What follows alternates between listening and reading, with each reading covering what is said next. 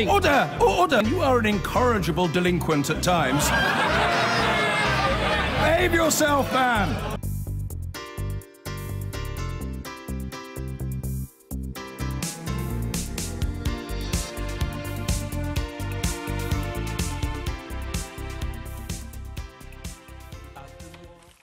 Labour is attempting to force the government to publish official correspondence relating to the Windrush generation. The Shadow Home Secretary, Diane Abbott, will introduce an Opposition Day motion in Parliament this afternoon, calling on the government to release 8 years' worth of documents, including emails and text messages, which could reveal who knew what and when. But instead of a typical Opposition Day debate, Diane Abbott will put forward a humble address. This makes the motion binding on the government if it's passed. The humble address is rarely used, but it's the same parliamentary procedure that forced the government to publish its Brexit impact papers in November. Well, let's speak now to Joanna Cherry, who's the SNP's Home Affairs spokesperson. Good to talk to you, Joanna. Thanks very much. Good morning. Do you not feel the government now has a handle on Windrush? What do you think this in particular would achieve? Well, I don't think they have a handle on Windrush at all. I think the government are still trying to make us believe that Windrush has been some aberration or a mistake, when in actual fact it is the direct result of policies introduced by Theresa May, the Prime Minister, when she was Home Secretary.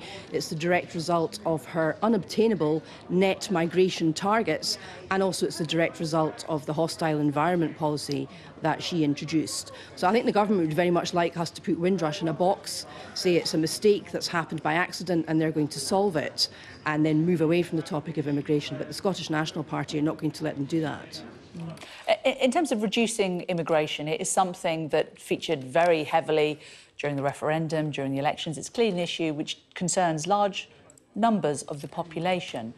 In order to reduce anything, a target is a useful thing, is it not? How is it possible to have an aim, to know what you're trying to achieve, if you don't know what your target is? Well, on behalf of the SNP, I've called for root and branch reform of British immigration policy. And the reason for that is, to date, it has been based on ideology and dogma rather than based on the evidence.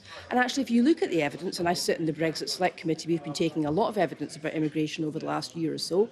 If you look at the evidence, you will see that immigration actually benefits this country. On average, immigrants are likely to be younger, better educated and more likely to be in work than the indigenous population. So we need to go back to basics here, and we need to look at the evidence. Theresa May's policy on immigration is designed to distract people from the real issues. For example, I understand that people in England often feel that they can't get a house, they can't get a tenancy, or there's huge queues at accident and emergency because of immigrants. And Theresa May's let them believe that. The real reason that they can't get a house is that the Tories and the coalition government didn't build any social housing. The reason that there's huge queues at accident and emergency is not because the queues are full of immigrants. They're more likely to be treated by an immigrant when they get to the top of the queue. The reason is failed Tory austerity policies. Okay. So let's just be clear. The SNP's policy, then, is not to reduce immigration. Well, the SNP don't have any control over immigration policy because it's reserved matter to Westminster. It's not devolved to Scotland. Yes, indeed, but you clearly have a view because you're of course we have a view, and I've given you the view. The view is that we want an evidence-based immigration policy which looks at the evidence and looks at how immigration can benefit our economy and society. Every government has to have a managed immigration policy, but my point is, how would you manage it then, if it was not without targets? Well, the Scottish Government have made very detailed proposals to the Migration Advisory Committee as a result of Brexit on what we think Scotland needs. And we have said we need to look at Scotland's demographic needs. The Scottish population is growing at a far slower rate than the English population. We actually need immigrants to come and work in our public services. Now, I'll give you an example of where Theresa May's got it wrong. Yesterday, we heard that other members of the Cabinet have been trying to persuade her to relax her targets so we can get foreign doctors in to fill vacancies in the National Health Service, and she has refused to do that. So there's a classic example of where the evidence shows that we need immigrants, but the ideology says no. OK, we're going to leave it there. Joanna Cherry from the SNP, because we also have Afzal Khan, who is the Shadow Immigration Minister representing Labour, also talking on the same subject. Good to talk to you, Afzal. In terms of what the government's done over Windrush, they've clearly made mistakes. Amber Rudd has resigned. Apologies have been made. They've put steps in place to try to remedy what has happened. What do you think will be achieved by releasing all of this documentation? I think what is important is that we've seen as every day passes how terrible this has been, how huge impact it's had on people, and it's important that we don't make this mistake again. And for that, we need to have the step back where we look at how we have got here. And that's the key bit and what we want to know. We need to fully understand why we are here, and then we need to be looking ahead to make sure that we don't get here again. How far do you think this trail will lead to? Do you believe this comes all the way up to the Prime Minister, who was, of course, Home Secretary at the time? Well, in my opinion, exactly that's what will happen, because I think the Prime Minister was the Home Secretary. She is the architect of this policy. The previous Home Secretary has simply carried on with that policy. Now we had a change of face, but really it's not the change of face that's needed, it's the change of direction that is needed, and I'm hoping through this debate we will be moving towards that. Do you feel that Sajid Javid is the right person to lead that change of direction, that change of tone from the Home Office? I don't think it's about personality, it's about the policy. And I think at the heart of the Tory party, they've had this hostile environment which has caused British citizens to pay the price. And I don't think, whatever the debate may be about immigration and the number game, that the British people want to see British citizens paying the price. But do you not feel that somebody who themselves is a child of immigrants, who grew up non-white in this country, will perhaps have a different perspective and have a different view? I mean, he made that very strong statement, didn't he, at the weekend, about how this could have been him, this could have been his family. Well, I'm also from that background. I think the point is, it's not about individual, it's about policies. And it's just having those warm words will not make a difference to the people who have been affected. It's the action, and that's what we need to make sure. And he will be judged according to the actions. Isn't it more useful just to allow him to get on with the job rather than rehashing the past, which he has had no control over?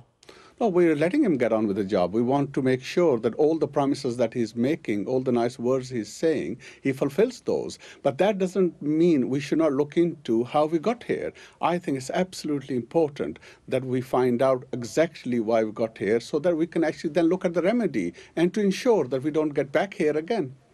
OK, Afzal Khan, Shadow Immigration Minister, thank you for joining us. Thank you. Now, Labour will try and force the government to publish all internal documents relating to the Windrush scandal later today. The party has secured a debate and will use an ancient parliamentary procedure to try and compel the government to provide all documentation relating to Windrush cases since May 2010. And earlier this week, the new Home Secretary, Sajid Javid, said dealing with the Windrush scandal would be his top priority. Let's just remind ourselves what he said in the Commons on Monday. I want to start by making a pledge. A pledge to those from the Windrush generation who have been in this country for decades and yet have struggled to navigate through the immigration system. This never should have been the case, and I will do whatever it takes to put it right. He talked about the so-called hostile environment. I mean, first of all, let me say, Mr. Speaker, that the phrase hostile is a phrase that I'm not going to use. It's a compliant environment. I don't like the phrase hostile, so the terminology, I think, is incorrect, and I think that it is a phrase that is unhelpful, and it doesn't represent our values as a country to use that phrase. So it's about a compliant environment. Well, Dominic Raab, you might not like the word hostile, but what is not hostile about Yvonne Smith, 64, a child of the Windrush generation, kept in detention for 9 months, then released on Monday, but then told pending deportation? If that's not hostile, what is? Well, look, I don't know the facts of that case, but certainly in relation to the Windrush generation, anyone that is legally entitled to be here, as they certainly are, not only should we be fixing this problem quick, sharp, as Sajid Javid has said, but also actually more broadly, we should be saying that we welcome the immigrants that come to this country. We recognise their value, both economically and culturally. And I don't think that's at odds with at the same time saying, but if you break the rules, you face the consequences, and that can be removal. I understand. The Channel 4 news story done on Yvonne Smith last night made it clear she is a child of the Windrush generation. Her father, who's now in his 90s and has suffered from a stroke, it was quite heartbreaking to watch on Channel 4 News, holds up his British passport. as one of the Windrush generation, showing that she's a child of the Windrush generation, and yet the Home Office, supposedly now non-hostile, says she's only been released pending deportation. That can't be right. Well, I'm sure the Home Secretary and the Home Office want to look at that case very closely. Obviously, I don't know all the facts of that, but the key point is we need to have a more balanced approach to immigration in this country. Actually, I would suggest, Dominic Raab, the key point is that Yvonne Smith, aged 64, was held in detention for 9 months in Yarlswood, not knowing her future, under your government. Look, I think that sounds awful to me. I don't know the full facts, but I would want us to look at that very carefully and put it right as soon as possible. The point I was just making more broadly is you can... Look, I had a Czech father, I've got a Brazilian wife. No one understands, more importantly, the value of immigration to this country. But at the same time, both for the immigrant communities and for the public at large, if people come here and they break the rules or they commit a criminal offence, actually that's not right. And if we cede the ground over this and become too PC and are not willing to say it in the way that I've described, actually, my experience, and I spent 3 years in Holland after the murder of Pim Fortuyn, you see the mainstream politicians receding the ground to the unsavoury type of politics of Geert Wilders. We must not let that happen. I understand that, but as you clamp down in illegal immigration, which the polls show the public want you to do, still want you to do, but that's illegal immigration. Yeah. But the important thing, it would seem to me, is that as you clamp down on that, there isn't innocent collateral damage. Absolutely. Which is what the Windrush generation has been. And now we discover that the NHS, which is short of doctors, is trying to bring in 100 Indian doctors, and they've had their applications for visas turned down. Why? Well, first of all, on Tier 2 visas, you'll know this, a third of all of them go to NHS staff, and that's something that's kept under regular review. And 100 of them for the NHS have been turned down. And all I would say to you, well, sometimes, you know, it's not an open door approach, it's making sure that we have the skills we need. I was down at... They had offers from the NHS.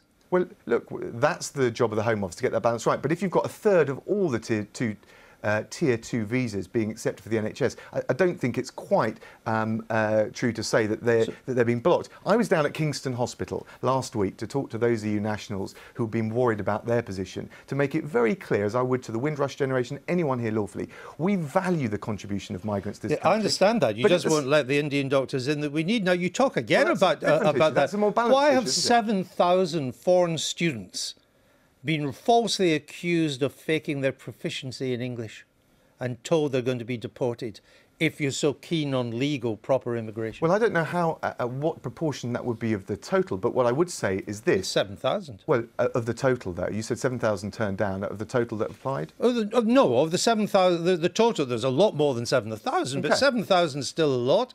And the evidence is that they didn't fake their proficiency in English. Well, indeed, when the Financial Times interviewed them, their English was excellent. Well, look, the point of principle is that coming to this country, you should have a good level of English. That helps the migrants, but it also helps community integration. We need to have a system of checking that. If the system of checking it, Andrew, gets it wrong, we need to look at that and get it straight. Right. Absolutely right. Nick, Thomas Simmons, the Shadow Trade Secretary, Barry Gardiner, says he's in favour of deportation targets for illegals. We're talking about illegal immigrants. But Diane Abbott doesn't seem to be. What's Labour policy? Well, look, any government department will have performance targets, Andrew, but we're not in favour. Our policy is not to be in favour of arbitrary targets. So what about targets that aren't arbitrary? Would you be in favour of them?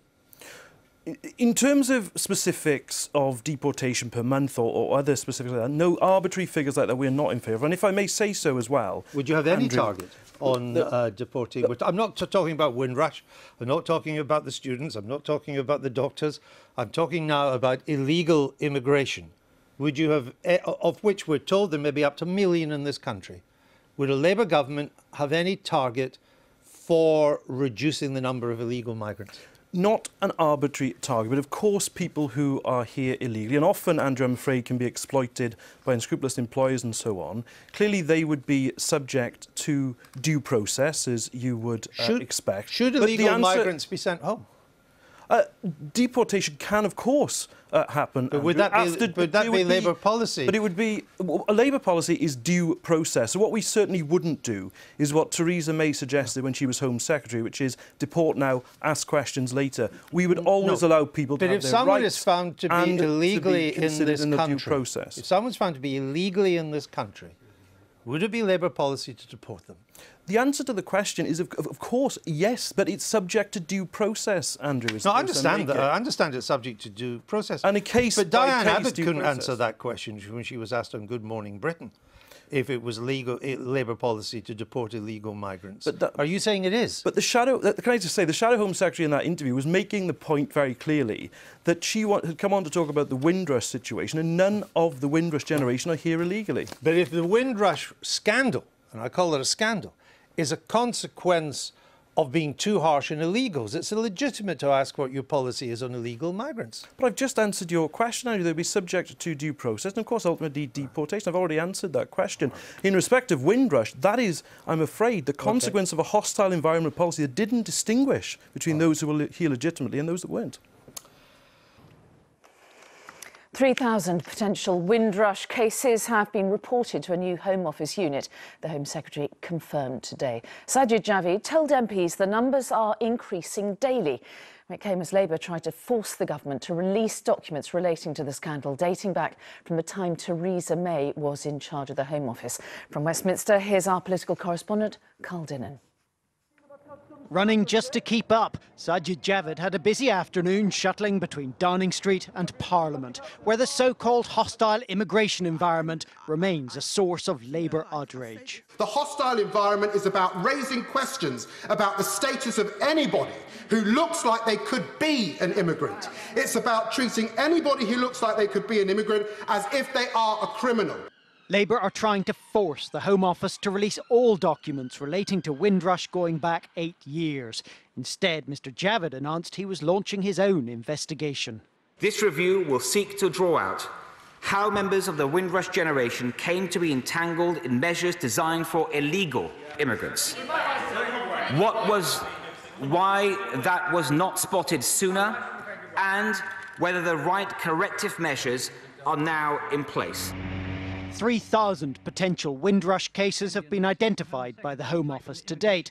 But now other possible injustices are also coming to light amongst business people and students like Wahidur, accused of fraud over an English test and told to leave the country. He's now taking legal action. My driving license has been taken away, and then my works right has been taken away. And you understand, country like UK, if you don't have a job, it's really difficult to survive.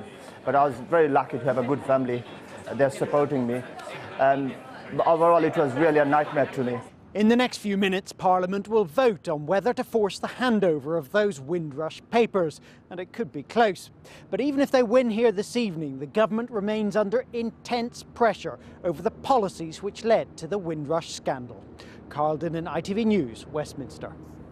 The number of potential Windrush cases reported to a specialist Home Office unit has now risen to 3,000. The figures were revealed as Labour tried to use a parliamentary debate to try to force the government to release all correspondence between ministers, officials and special advisers between May 2010 and 2018 relating to the Windrush cases. It claimed that the Prime Minister, by asking the new Home Secretary to conduct an inquiry separately, was trying to avoid accountability and clarity. Our senior Home Affairs correspondent Simon Israel reports on the pressure to rectify the mistakes. For Windrush child Adele Leslie, today signified the end of her 20-year battle for status. This was her appointment with immigration, with a promise they'd sorted. To be quite honest, I cried this morning before I came because it's like I thought it was the end of an era. I felt I've been a coma all these years and I've just been resurrected, just been woken up all of a sudden. All the tears, the heartache, the pain, not belonging. This was going to be like a final. I've actually got my foot into the Home Office. Only for her, it felt anything but that. There was no mention of a passport, no mention of citizenship, only the prospect of a biometric card for someone who already has a job. I was told to come back in 4 hours' time. They give me a decision whether I get a biometric card or not. I don't even know what a biometric card is, but I'm actually Should we go off and have them. a chat about it? So we went to wait in a nearby cafe. Inside, the 57-year-old chef expressed her frustration and anger that she was promised her case would be sorted within a fortnight. Whoever's out there waiting and thinking this is all going to be solved overnight, or in the next month or so, within the next year. I'm sorry, but we're in for a long, long haul. It's not going to happen overnight. How do you feel about that? I feel cheated. She's felt cheated ever since she wrote to David Cameron and Theresa May when Home Secretary, asking for help. Today, as Prime Minister, she fended off opposition attempts to dig deeper by announcing a Home Office lessons learned review into the Windrush scandal. Speed is of the essence, and my right honourable friend will be commissioning a full review of lessons learned, independent oversight and external challenge, with the intention of reporting back to this House before we rise for the summer. And the review will have full access to all relevant information in the Home Office, including policy papers and casework decisions. This review will seek to draw out how members of the Windrush generation came to be entangled in measures designed for illegal immigrants. Why that was not spotted sooner, and whether the right corrective measures are now in place. But in Labour's opposition debate, some MPs still railed at what they saw as the root cause, the hostile environment. So I asked the Minister, how many more Windrush scandals do we need before this hostile environment, or indeed compliant environment, is scrapped? How many more injustices? How many more lives ruined? Because I will be back here in 5 years' time if we continue down this road to great injustices in our own country. And as MPs carried on the debate, at least one injustice was being partially resolved by the Windrush unit at Immigration HQ. Having waited nearly 5 hours, Adele Leslie was finally given status. She was 9 when she came to the UK from Jamaica, with her passport stamped indefinite leave to remain. Today she's come full circle, her status restored, and the prospect of citizenship and finally a British passport. Simon Israel reporting, and in the last few minutes the parliamentary debate is finished and MPs have voted 316 to 221 against forcing the government to publish all those internal documents. So the government's ploy seems to have worked. Now, the Windrush scandal has called into question our immigration system. The children of that generation are also suffering. 2 young women born in the Caribbean who have lived in the UK since they were children have been speaking to us about the trauma and fear of deportation when you're not officially recognised as a British citizen. Shankia Stewart left Jamaica when she was 12 to live with her dad in the UK, but now, aged 28, she still has not been granted leave to live here. That means she cannot get a passport or get a job here, and was unable to go to her mum's funeral in the Caribbean for fear of not being allowed to come back home here in Britain. This is with me when I just came to the UK with my younger brother. I was 12 years and 11 months when I first came to the UK. I came here the 21st of July, 2002. When I came through immigration and I saw my dad, oh my God, it was really exciting because I haven't seen him for ages. It was the summer, so you enjoy your summer. I first attended the Nottingham Carnival, the children one, which was really exciting. I was like, oh, this is exciting. It then came to light with my parents that it would be feasible for me to stay with Daddy. Dad started the proceedings. He trusted the solicitor to send off the documentation on time, but as I grew up and I started looking in the documentation, I realized that they sent it off, I think, a day late. That was the start of my immigration journey. I was then not granted indefinite leave to remain. And because I was not granted indefinite leave to remain, I was then not in a line to be a British citizen. And that has hindered my whole life.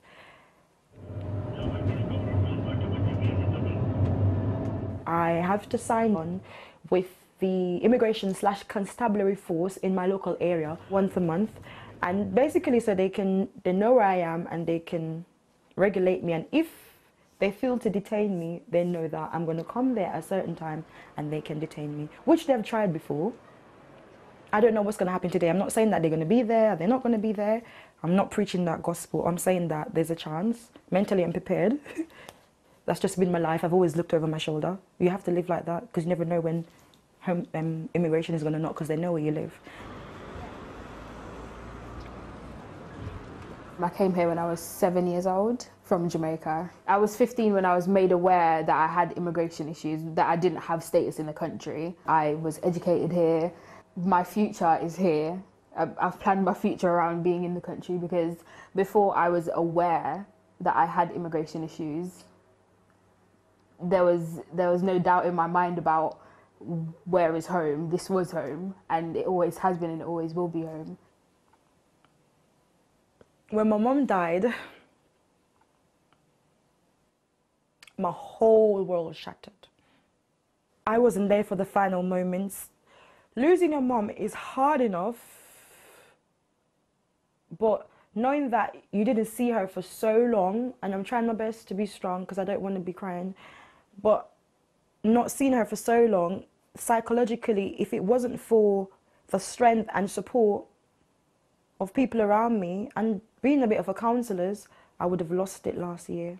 So I was in a tight position. The Home Office put me in a tight position, and if I'd gone and said my mum is ill, they said, oh, you could get, is dead. You could get it back, but you won't be coming back. That's your choice, you know, that you won't be coming back in the country. Well, it wasn't a bad day today, so fingers crossed. I just went and I signed in. I saw a man coming in a uniform, so I was a bit scared because I thought it was the immigration officer. It's my life at the moment. I can walk through for today. It makes you feel like you don't belong somewhere, but then if I don't belong in Jamaica, which by birth certificate, it says that I'm born in Jamaica, but this is home, and if I'm not being accepted home, where do I fit? And Shankia's situation is worse than mine. Imagine she's had to be tough every day since 12 years old, year 7. I count myself really lucky because I could have easily been in her position. It's okay. It's just the reality of it. It's the reality of it.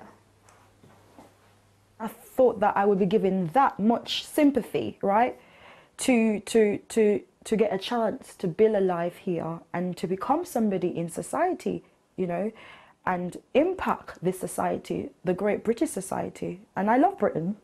I do. I love Britain. It's fine. The story of Shankia Stewart.